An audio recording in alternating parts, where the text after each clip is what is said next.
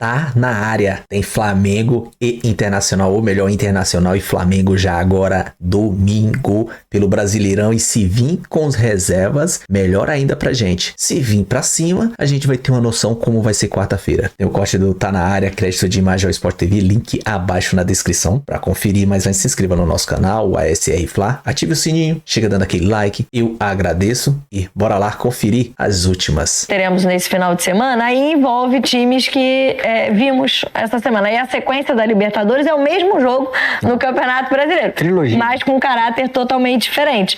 Não sei, Raed, porque acho que pro Inter tem um caráter totalmente diferente. Imagino o Inter muito focado no jogo de volta da Libertadores, embora esse jogo também seja no Beira-Rio no domingo.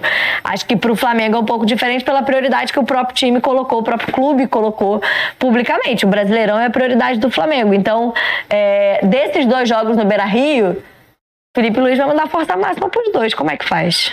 Aqui é a trilogia que eu falei, né? Trilogia Inter e Flamengo, começando com o primeiro jogo que tivemos no Maracanã, na quarta-feira. Vitória do Flamengo por 1-0. Não foi ontem, foi quarta-feira, galera. Sextou, hein, gente? Sextou. Quarta-feira, 1-0, o Flamengo venceu. Teremos domingo e na quarta-feira que vem, agora no Beira-Rio. O que muda nesse discurso do Felipe Luiz, da prioridade do Campeonato Brasileiro, foi a última rodada. O Flamengo conseguiu abrir 3 pontos para o Cruzeiro, né? O Cruzeiro foi derrotado pelo Santos. Então, o Flamengo criou essa gordurinha que permite ao Felipe Luiz, nesse jogo, fazer uma administração melhor dos seus jogadores. Então, eu imagino um time rodado, não necessariamente um time modificado, né? Não necessariamente totalmente modificado, mas eu imagino um Flamengo bem modificado para esse jogo de fim de semana contra o Internacional, para voltar as atenções dos titulares e deixar o tanque cheio dos titulares para o jogo de volta da Libertadores, uma classificação que seria importantíssima para o Flamengo. Não vai ser difícil explicar um Flamengo bem modificado no Campeonato Brasileiro, onde está brigando por liderança e onde quer ser campeão, não quer justamente deixar o que aconteceu nos últimos anos, que foram as Copas, tirarem o foco e acabar se desgarrando ali do Campeonato Brasileiro? Acho que isso aí geralmente... É a cada semana. É a cada semana, mas isso costuma ser debatido depois do resultado, que está errado. É isso. Você está propondo um debate quase correto, que é antes do jogo. Eu acho que entre essas partidas, Camila, eu tenho quase que certeza, não tenho nenhuma informação, só tô seguindo aquilo que o Felipe Luiz fez desde que ele assumiu o comando do Flamengo. Sim. Desde então, ele só tirou todos os titulares de uma vez em um jogo. Sim. Em um jogo. Jogo de ida contra o Botafogo da Paraíba esse ano pela 3ª fase da Copa do Brasil. Tirando todos os outros jogos, com exceção lá de estadual, né? O time tá se representando. Ele poupou jogadores. No máximo 4. Exatamente. Tinha titulares no time. Eu acho que ele vai manter isso pro final de semana. Claro, sempre entendendo a estratégia pro jogo, o momento de cada jogador, se tá desgastado, se não tá, avaliando riscos, né? Vou dar um exemplo aqui. O Danilo pode voltar a ser relacionado. O De La Cruz não tem mais inflamação no joelho. Esses caras seriam titulares? Não seriam titulares. Eles estão muito tempo sem jogar. Estão sem ritmo de jogo. Então, eles, caso forem relacionados, eles ficariam no banco de reservas.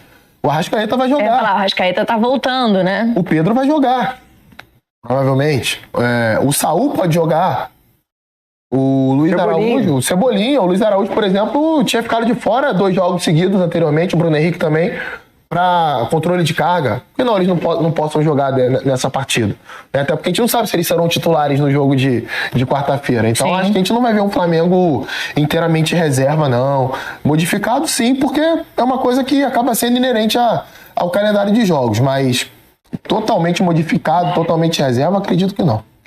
Vocês acham que pode ter mudança na zaga? Porque a gente ontem até falava aqui da sequência dos jogadores do Flamengo.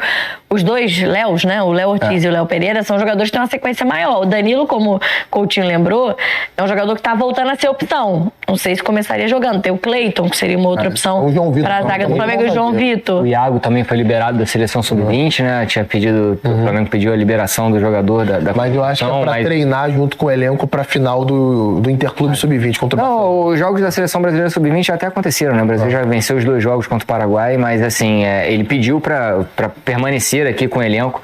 A zaga é um ponto do Flamengo que eu, na administração, óbvio que eu não tenho aqui os números da fisiologia do Flamengo, né? Mas é um ponto de atenção pela sequência de jogos da dupla de zaga. Então, na minha concepção, seria muito adequado que se poupassem os dois para essa partida do fim de semana, mas aí a gente tem que ver também a análise do departamento médico do Flamengo. Os dois eu acho difícil. É difícil também. Acho que deve poupar um, O talvez. Felipe falou mais de uma vez até recentemente, que ele não gosta de mexer na linha de defesa nesse sentido, né? Que ele só tira realmente quando vê que ou é questão de jogo ali, principalmente ele mexe em lateral. O Emerson Royal é ausência para essa partida, não está confirmado, mas ele saiu sentindo, então mesmo que não seja nada grave, não deve jogar no domingo, né? Isso. E a lateral esquerda você tem outras duas opções ali de muito bom nível, né? Tanto o Vinha quanto o Ayrton Lucas podem entrar muito bem ali. O Flamengo ganha até mais agressividade na parte ofensiva. Eu acho que ele vai poupar um dos dois zagueiros. Qual deles? A gente não tem como adivinhar por essa questão que o Raed citou. Mas Cleiton e João Vitor têm pouco ritmo, né? Tem jogado muito pouco, até pela manutenção deles no time. Mas são bons zagueiros, são jogadores de bom nível.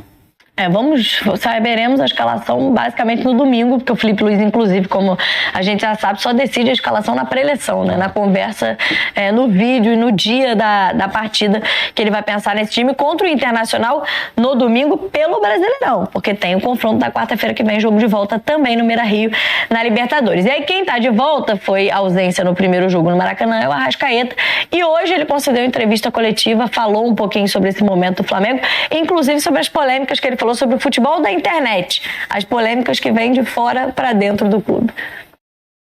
Sinceramente, eu sempre tento ajudar o Flamengo, o time, meus companheiros, seja com gol, assistência ou estando principalmente dentro do campo. Acredito que quando eu estou bem fisicamente posso ajudar mais ao time, ao grupo. Assim que mais um ano que tem feito muitos gols, muitas assistências, contribuído com isso, mas também jogando muito jogo, que é o mais importante. Eu sempre tento, como falo, dar o meu melhor nos treinos para que tudo passe para o jogo, mas tudo se deu naturalmente comigo. Eu não sou um cara que vou forçar uma coisa que eu não sou, assim que tentando sempre também ser melhor pessoa, melhorando coisas que antes deixava um pouquinho mais a desejar.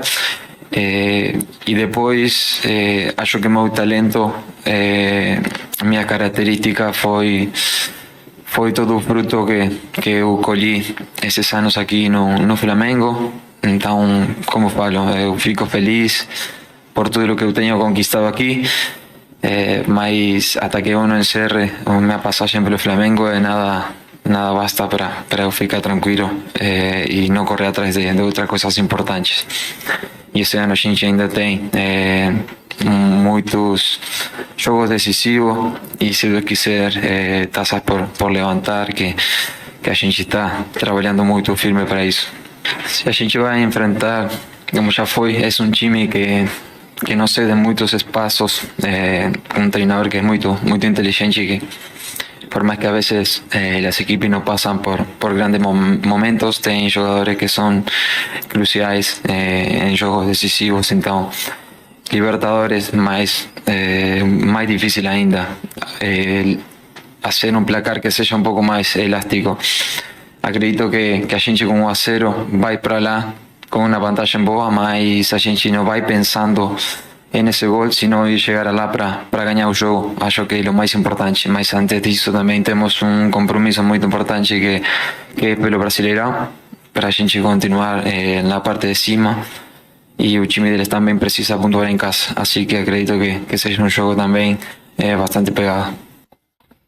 Pensando no que aconteceu pela Copa do Brasil, né, que foi a coincidência também de a gente ter um campeonato de mata-mata e pontos corridos do mesmo jogo, no caso do Atlético Mineiro, o Flamengo jogou a primeira partida no Maracanã, empatou sem gols, aí pelo Campeonato Brasileiro, né, ganhou pelo Campeonato Brasileiro.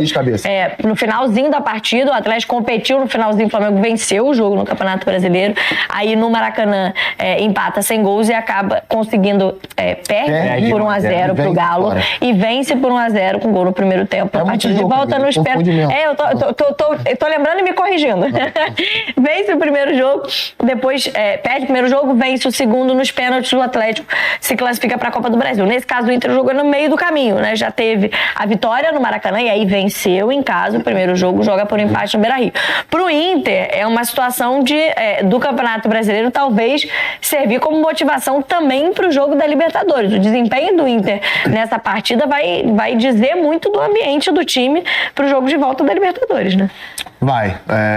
E ao contrário do Flamengo, eu acho que o Inter vai entrar com o time todo reserva, porque foi algo que o Roger fez recentemente, inclusive, contra o São Paulo pelo Campeonato Brasileiro. Foi um jogo antes da volta contra o Fluminense pela Copa do Brasil. E só jogou o Bernabé naquela ocasião, se eu não estou enganado. Posso até estar esquecendo algum outro titular, né? O Rocher jogou, o Bernabé jogou, talvez o Wesley, mas enfim. Daqui a pouco a gente confere isso. Por conta do que você está dizendo. O Campeonato Brasileiro pro Inter, ele vai ter que se recuperar ali na frente. Ele tá fora da Copa do Brasil. Ele só tá na Libertadores, então ele tá apostando todas as fichas dele naquilo ali. Claro que o Inter pode vencer o jogo assim, né? Tem bons jogadores no banco de reservas. Tem, por exemplo, Borré e Ener Valencia, que não vivem em boa fase, mas alguém duvida da capacidade deles, né? O Vitinho é um jogador que quase sempre entra bem no time. O Bruno Henrique foi titular até pouco tempo. Então, conseguiu ver aí? Eu peguei aqui a escalação. Na verdade, ele montou um time com 3 zagueiros, né? Isso, que era aquela. Mas jogaram o Rocher, o Bernabé, o Alan Rodrigues fez sua estreia. Mas naquela altura ainda era reserva, né? Sim, mas ele fez a estreia. E a dupla de ataque ainda era titular, né? O Valência e o Borré disputavam posição, só depois que o Ricardo Matias toma a posição dos dois. Então eu retiro o que eu disse. Não é o time todo reserva, não. Mas foi boa parte do time. E o Tabata também joga. E aí, só pra lembrar isso, o Tabata tá suspenso, né? Então esse de qualquer maneira tá fora. A questão é que assim, Alan Rodrigues, Tabata, Ricardo Matias, Wesley pelo lado esquerdo, foram medidas tomadas pelo Roger a partir do jogo contra o Bragantino e tiveram sequência contra o Flamengo. Também tem as imagens aí, a jogada do primeiro gol do Bernabé pro Wesley em profundidade, o cruzamento pro Matias fazer o gol. E pra mim, o que se espera do Inter, não só nesse jogo do final de semana, mas também no jogo já de quarta-feira, é uma postura um pouco diferente, de marcar um pouco mais à frente, de ter um pouquinho mais de coragem para tentar superar as pressões que o Flamengo faz na saída de bola. O Inter fez muita ligação direta no jogo do Maracanã, se livrava muito rapidamente da bola. Isso facilitou o Flamengo em determinado ponto para ter aquele controle que teve na primeira etapa.